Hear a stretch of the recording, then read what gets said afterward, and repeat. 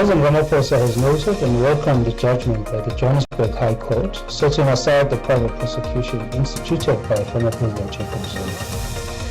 I-ofisi kaMengameli ithi iyasemukela isahlulelo sekhotho ephakemeko ye-Gauteng eJohannesburg sokubekela ngeqadi isibawo sokutshutshiselwa ngeqadi uMengameli uCyril Ramaphosa. Until he is a member of the NEC, he cannot say what he likes and distance himself from statements of his party and organization. Unobhala zombelele we-ANC uthi amalunga wekomiti enkulu ye-ANC angekhe avunyelwe ukuthi akhulume umathanda nge-ANC nangabe kunento ayithwenyako akeze emhlanganweni. We're very excited, as you can see. Not just excited ourselves, but the hotel staff are really giving us a great send-off. Imthwalo isebhoweni esiqhemeni ibanyana abadlali bamomotheka kuvela lo mhlathi kwazise bona indaba yemali leya igcine ilungile.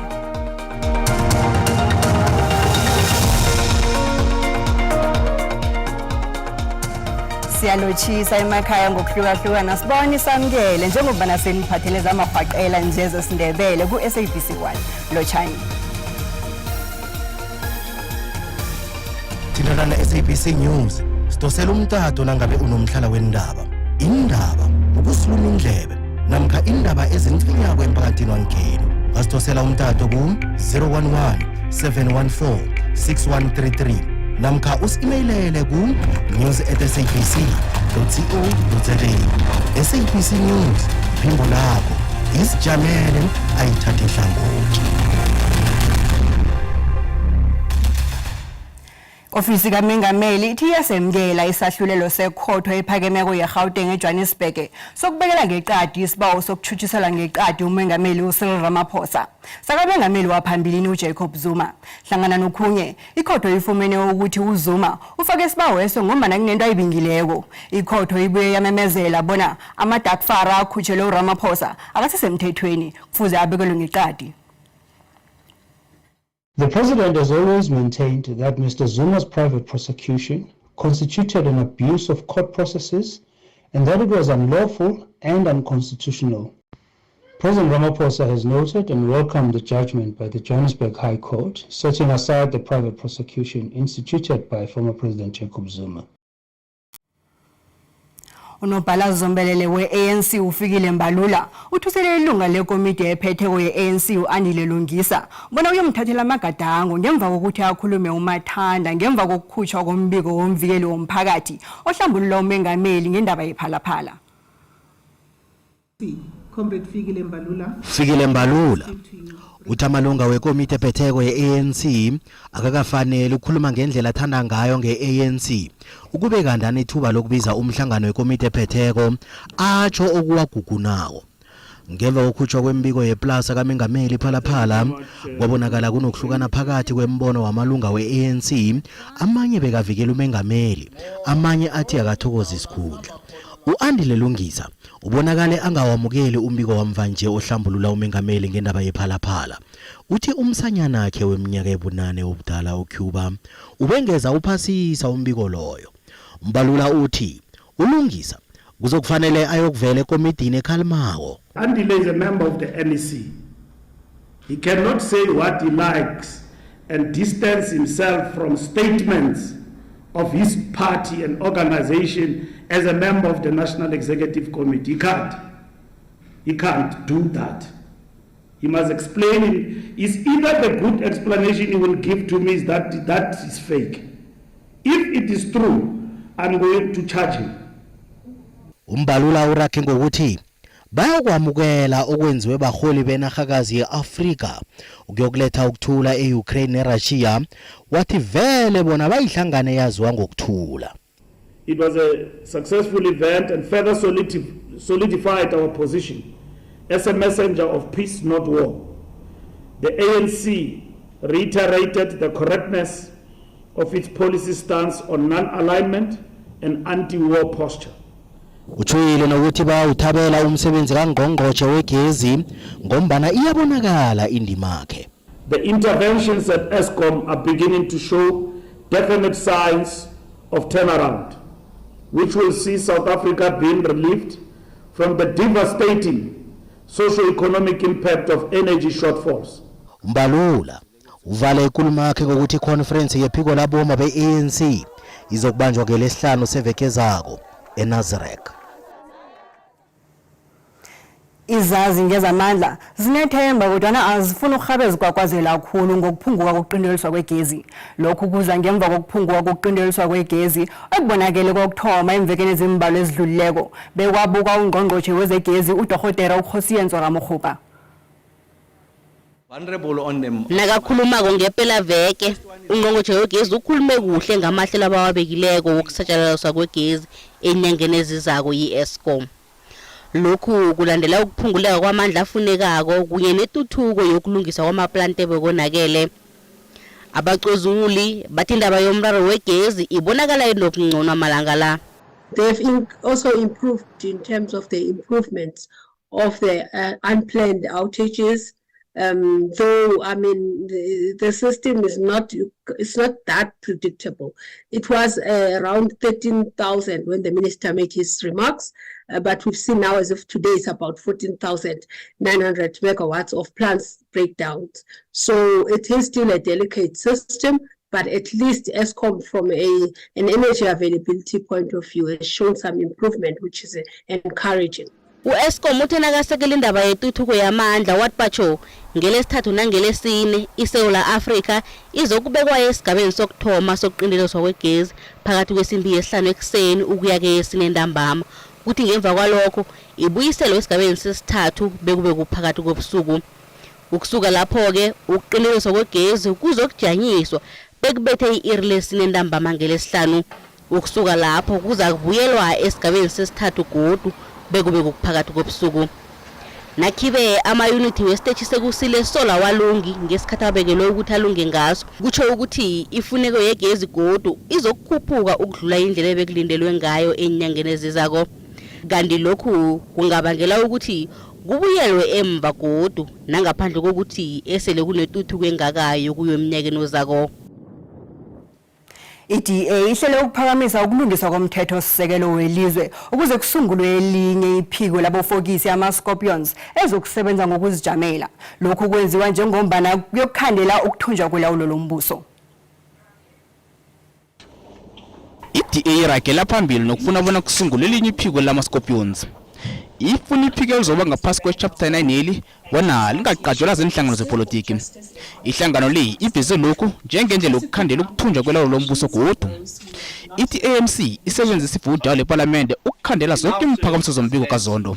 Scorpions 2.0 and specifically Scorpions in a format that will prevent future political manipulation and abolishment when the entity performs its job too well for the liking of corrupt politicians. Ihlangano le irake ngokubhalela ikomiti yelizwe elomukisa ngokuqeda ubukhohlakali beyayiphi imveke embili bona iphendula isibawo sayo hlangana nokhunye ifuna ngokurhunyezweko umsebenzi owenziwe yikomiti le.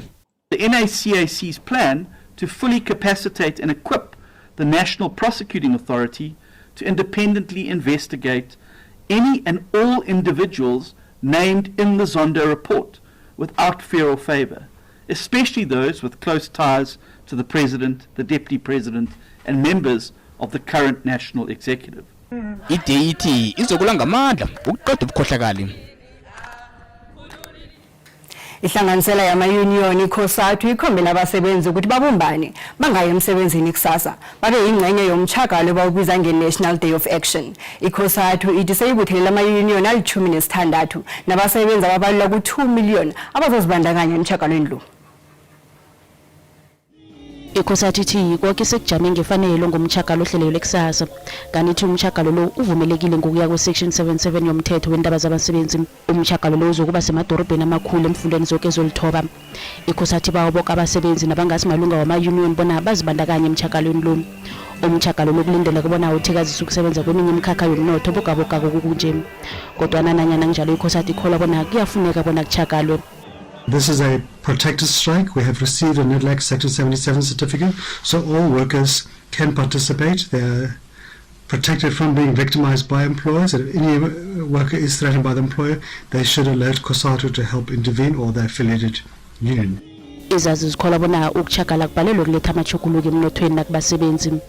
It comes at a high price for workers to down tools and come to the streets, because they either have to take leave or there will be unpaid leave for workers, whereas CUSATU's leadership will still receive their salaries on a day like tomorrow when they lead a strike. Njenganje isafta ikazi uzibandakanya emchakalweni njengoba nayo ikholele ekutheni kubanjwe imkhulumiswano kunokuthi kuchakalwe. Ithi imchakalo ayibenzeli litho abasebenzi. Nasibentolo avulelwa amacala amapholisa abethe abantu endleleni. Ivideo yakhona iyageka enkundleni zokuthintana.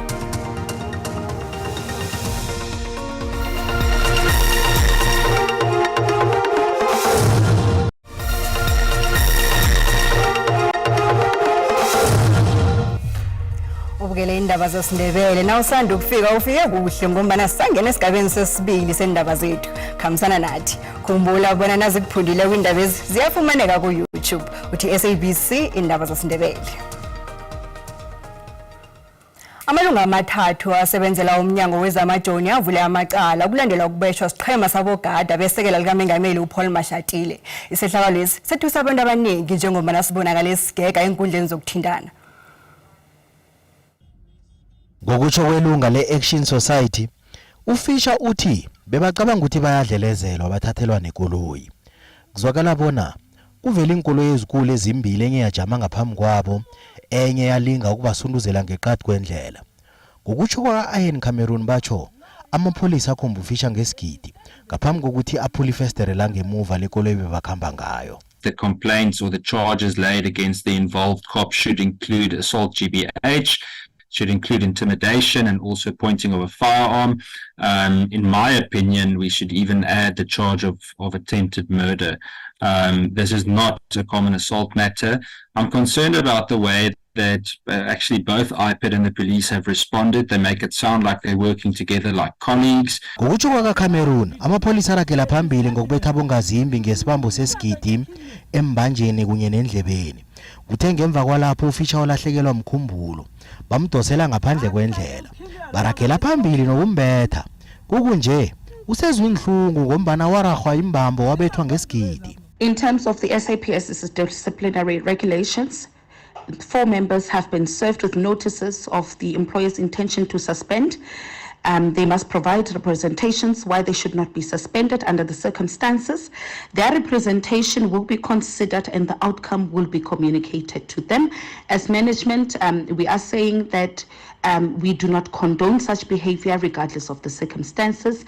Amapholisa amane abonakale agege enkundleni zokuthinana ngokubetha abongazimbi anikelwe incwadi zokwajamisa emsebenzini. Ziyanda indlilo zokubana umphathi wesiteshi samapholisa weGraskop uCaptain Bethwel Zamani Ndlovu asuse esikhundleni. Izakhamuzi ezisilingekile kube zichagala ngaphandle kwesiteshi samapholisa zifuna uNdlovu athokoze umsebenzi. Bamsola ngokubandakanyeka ezenzweni zobulelesi hlangana nokhunye. Izakhamuzi ezisilingekileko zibuthene ngaphandle kwepolice stage yaGraskop zifuna umphathi wesiteshi bona athokoze umsebenzi. Bamsola ngokuthinteka ezenzweni zobulelesi kunye nokusiza inlelesi. We'd like the removal of the station commander who was brought back here on Monday on duty. He was removed 2 months ago because of his inefficiency to run this police station. There's a lot of crime here in Graskop. When they catch those people who stealing our things, our goods here, they can trace them like today. Tomorrow they are out. He is not capable of looking after our town. Every time he's here, we have bombing, we have our crime sheets up, and he's nowhere to be found. Izakhamuzi zithi sekulihlandla lesithathu zizama ukususa uNdlovu esikhundleni. We engaged with the stakeholders. We called him to several meetings. He does not even attend stakeholders meetings.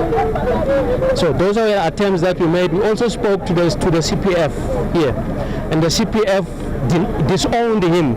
Amapholisa eMpumalanga lemukisa izakhamuzi bona zivulela uNdlovu amacala obulelesi nangabe kukhona izikusola ngobona ukwenzile unokuthi zikhuluma izinto ezinganabufakazi. It is the call and the prerogative of the provincial commissioner to remove the station commander if she or he feels that the station commander is not doing his job. Up to so far, we as the provincial management, we don't see any wrong in terms of that. If there's some kind of a disagreement between the community and the station commander, let them sit down and solve out this particular problem. Izakhamuzi zifungela ukuvala ipolice station nangaba kaSoso Ndlovu. Izakhamuzi zeSoweto zikhombele umphathi webulungelo mali leSouth Africa uLisitsha Kganyago ukuthi arobhe khudlwana ukufundisa isitshaba ngemgomo yembhanka. uKganyago namasekela wakhe babambe inkulumo ophendulwano nomphakathi weSoweto malungana neentshijilo ezicaphazela ukuhluma komnotho. Amalunga wekomiti yemigomo yebulungelo mali elikhulu leSouth Africa bekahlathululela abantu beSoweto ngenqundo ezilawula imigomo yawo. Bathi ibhanka ikhuphule imali nzalo ngamakonyana ayi-475 basis points solo kwangosinye ikhaba ukulisana nentengo juguluko. Kodwa inqundo lezo zibonakala zifaka abathengi ngaphasi kwegandeleleko. Young people that are losing houses, they cannot get jobs. We do understand, I don't know the analyst, the economist, people what they're doing when they analyze, when you increase the basic points. Isekela kaKganyago kubenaidu uthi lezi nqundo zilingelela ukufadalalisa intengo juguluko ekhuphukela bujulweni. Let's assume that you work in a furniture shop. You go to the furniture shop owner and you say, you know, the price of tomatoes has gone up. Can I have a salary increase, please? Because I'm poorer now. The furniture owner says, yeah, sure, here's a salary increase. The next day, the price of the desk goes up from 100 Rand to 105 Rand. The furniture shop has to put up the price of the desk to compensate for giving you a bigger salary increase. Ezinye izakhamuzi akhange bezizithwenye ukufika lapha. Zithi sekuyazifanela nje. Kganyago uthi kumsebenzi wabo ukufundisa umphakathi ngendaba ezicaphazela umnotho welizwe. It seems to us, in the engagement with the people who make decisions about the flowing of money, who lend us money, they do not understand our policy of non-neutrality. Ikomiti yebulungelo mali elikhulu ikholwa ukuthi bekube nje ikhamba kuhle emizamo yabo yokulwisana nentengo ephezulu. But I think it's important to understand.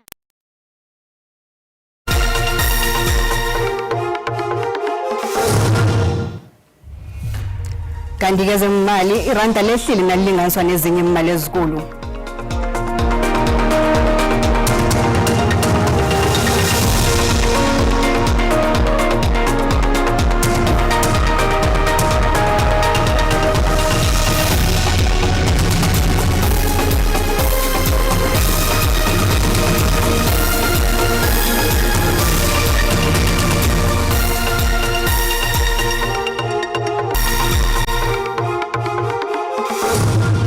Zifundiwe indaba kuzwakele lochana ekhaya ngelesithathu ndaba masiba ukucalela lapha ubujamo bakho bezulu ukuthi bunjani nakya umoya ngale ngekapa lodumo na uthutshinga ngapha ngesifundeni isangale ngakwaZulu Natal ukuchinga lapha ke esifundeni seMpumalanga kunamathutshana wezulu alindeleke lapha nge30% nemkomba zomoya njengoba uzibona nje sibonakala sibekele ngamafu kulezi ndawo sibona lapha ikungu endaweni eziningi KZN eGauteng yabonakala nalapha ke eLimpopo neMpumalanga abantu bacheche bayelele kuseni khulukhulu nabachayela kumathutshana wezulu godi asese nge30% asocalela ke ukuthi anjani amazinga okushisa kusebusika kumakhaza kulala kuvuke kumakhaza endaweni eziningi zangapho ngeGauteng khulukhulu ke lapha eFernageng ekseni nge-1 kuthi ngokuhamba kwesikhathi ke kubuye nganeno nge19 iLimpopo nayo live ke emakhaza indawo zonke ezipholile ngokuhamba kwesikhathi ngokulapha ke Bekasfort la kubonakala kumakhaza edzanini nangale ngephulukwane asiyocala lapha ukuthi kunjani esifundeni sangale ngeMpumalanga sibonile ukuthi kunezudlwane elindelekile kwezinye indawo Carolina imakhaza bomalahlene eMiddelburg ngapho ngakwamhlanga Bathani bese iMelo ibuya nganeno ke ngemva kwamadina nge20 nasiya lapha ke esifundeni sangakwaZulu Natal sibonakala simakhaza khulu eKokstad ekseni nemini nangokuhamba kwesikhathi ke lapha eRichards Bay noLundi kubonakala kubuya nganeno nalapha eDurban kupholenyana nge21 ngemva kwamadina ngale ke ngeMpumalanga Kapa likhamba liveza ihloko kezinye indawo lapha emakhanda kumakhaza nalapha kubomthatha kezinye indawo ke libuya nganeno nabo Grafrenet lithi ukuphola ngale ke ngeTjingalanga Kapa lisibekele ngamafendaweni eziningi likhamba ke liphole ngokuhamba kwesikhathi lapha eCape Town. iBedford West, iCalvinia neFredendal ziyafuthumala ngemva kwamadina socalela lapha isifunda sangale ngeNorthern Cape. Kumakhaza abantu abambathe ngokuhamba kwesikhathi ke iAppington iyafuthumala nalapha ke eSpringbok kube ngconywana kuphole nge23 kodwa nekuseni nebusuku kumakhaza. iFreystata nayo bonakala imakhaza ekuseni nebusuku abantu ke bambathe bafuthumele lapha eBethlehem nge-4 ngokuhamba kwesikhathi nge18 kuyatsho ukuthi kumakhaza. iBothaville ibuya nganeno ke ngokuhamba kwesikhathi lapha ke eNorthwest. Kokugcina nakhona kusebusika kungenile ipholile ke ngokuhamba kwesikhathi kulapha eTosca neFreiburg la kubonakala ngathi ke kuyafuthumala ngemva kwamadina abantu abambathe bafuthumele. Sibonane kodwa ngesikhathi esilandelako. Dido.